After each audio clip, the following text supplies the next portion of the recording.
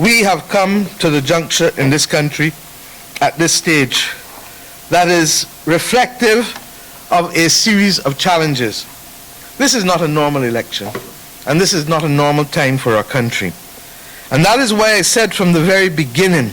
that this is a serious time that calls for a serious plan that is aware of all of the potential challenges that we face, but boldly reflects our optimism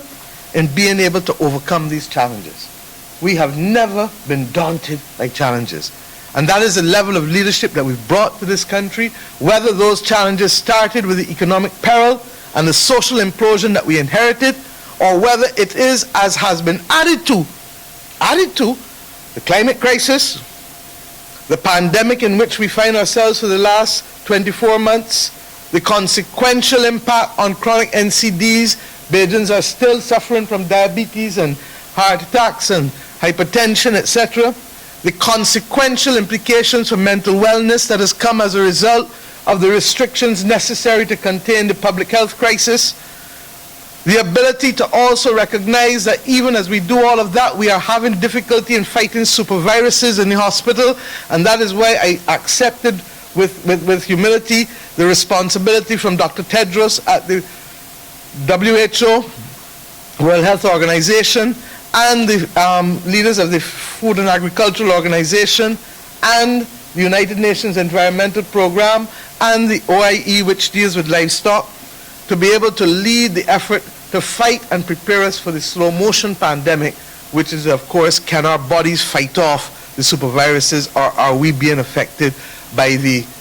abuse of antibiotics, not just in our bodies as human beings, but across also the livestock that we feed, with other things that will affect it, as well as the food that we eat. The other crises that we face, we are out of the pandemic, recognizing that because every country contracted in terms of economic activity because of the restrictions of movement and the restrictions of trade and the implications for the global supply chain, we have now a debt crisis, which is beginning in some countries and in some places to morph into a financial crisis. And what do I mean? If at the end of the day you can't service your debt and there's no financing available, then financial institutions who are carrying the debt may well also come into peril. And if that happens, then the righteous and the unrighteous go with you. These are serious times. We continue in peculiar terms to Barbados to recognize that we have also a structural problem as a nation. We have not replaced our population since 1980, but worse than that, our labor force will be smaller in 12 to 13 years' time than it is today. And the implications for all of us in here who are not yet drawing pension but hoping to draw pension is that if we don't solve the problem, the aging profile of our nation, reflecting, for example, what has happened in Germany. And you know, when people look back at what happened in Germany and saw Angela Merkel's determination to accept the migrants even when she had problems, it was largely because she understood that she could not secure the welfare and well-being of Germans if she continued to have a demographic profile that had too many older people not being supported by younger people in terms of contributions to the pensions. My friends, I set this context because on top of that, the Attorney General will tell you, we continue to fight the perils of gun crime. We continue to fight the perils of a lost decade for young people in this country, where people between 2008 and 2018 did not benefit from massive youth training, did not benefit from opportunities to be able to bring them into mainstream society.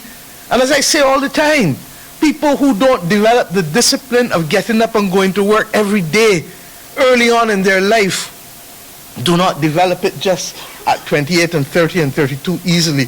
because literally it's not part and parcel of their DNA then, or their habits. I start here because if you don't understand what we are facing, then you cannot understand why the transformation of this nation is absolutely critical if we are to save Barbados from calamitous consequences in 10 to 15 years' time.